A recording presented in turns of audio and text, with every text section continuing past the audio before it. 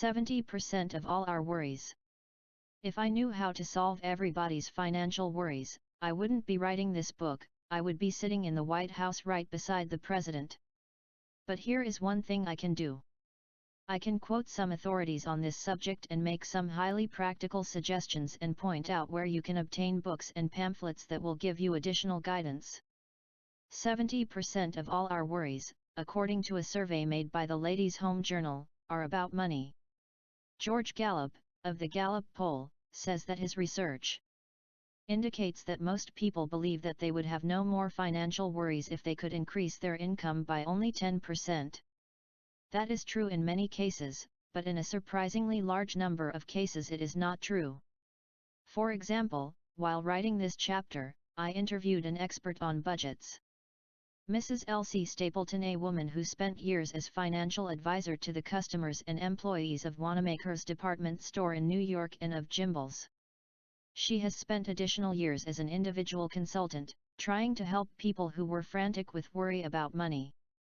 She has helped people in all kinds of income brackets, all the way from a porter who earned less than $1,000 a year to an executive earning $100,000 a year. And this is what she told me. More money is not the answer to most people's financial worries. In fact, I have often seen it happen that an increase in income accomplished nothing but an increase in spending and an increase in headaches. What causes most people to worry, she said, is not that they haven't enough money, but that they don't know how to spend the money they have. You snorted at that last sentence, didn't you? Well, before you snort again, please remember that Mrs. Stapleton did not say that was true of all people. She said, most people. She didn't mean you. She meant your sisters and your cousins, whom you reckon by the dozens. A lot of readers are going to say, I wish this guy Carnegie had my bills to meet, my obligations to keep up on my weekly salary. If he did, I'll bet he would change his tune. Well, I have had my financial troubles. I have worked 10 hours a day at hard physical labor in the cornfields and hay barns of misery, worked until my one supreme wish was to be free from the aching pains of utter physical exhaustion. I was paid for that grueling work not $1 an hour, nor 50 cents, nor even 10 cents. I was paid 5 cents an hour for a 10-hour day. I know what it means to live for 20 years in houses without a bathroom or running water. I know what it means to sleep in bedrooms where the temperature is 15 degrees below zero. I know what it means to walk miles to save a nickel car fare and have holes in the bottom of my shoes and patches on the seat of my pants. I know what it means to order the cheapest dish on a restaurant menu, and to sleep with my trousers under the mattress because I couldn't afford to have them pressed by a tailor. Yet, even during those times, I usually managed to save a few dimes and quarters out of my income because I was afraid not to. As a result of this experience, I realized that if you and I long to avoid debt and financial worries, then we have to do what a business firm does. We have to have a plan for spending our money and spend according to that plan. But most of us don't do that. For example, my good friend, Leon Shimkin, general manager of the firm that publishes this book, pointed out to me a curious blindness that many people have in regard to their money. He told me about a bookkeeper he knows, a man who is a wizard at figures when working for his firm, yet when it comes to handling his personal finances. Well, if this man gets paid on Friday noon, let us say, he will walk down the street, see an overcoat in a store window that strikes his fancy, and buy it, never giving a thought to the fact that rent, electric lights, and all kinds of fixed charges have to come out of that pay envelope sooner or later. No, he has the cash in his pocket, and that's all that counts. Yet this man knows that if the company he works for conducted its business in such a slap-happy manner, it would end up in bankruptcy. Here's something to consider where your money is concerned: you're in business for yourself. And it is literally your business what you do with your money.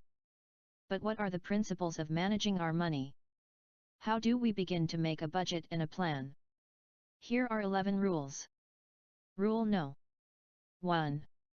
Get the facts down on paper. When Arnold Bennett started out in London 50 years ago to be a novelist, he was poor and hard-pressed. So he kept a record of what he did with every sixpence. Did he wonder where his money was going? No. He knew.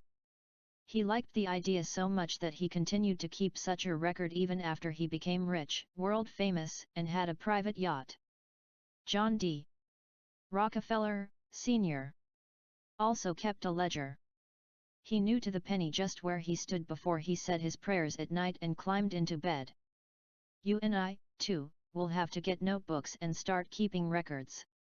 For the rest of our lives? No, not necessarily. Experts on budgets recommend that we keep an accurate account of every nickel we spend for at least the first month and, if possible, for 3 months. This is to give us an accurate record of where our money goes, so we can draw up a budget. Oh, you know where your money goes? Well, maybe so. But if you do, you are 1 in 1,000.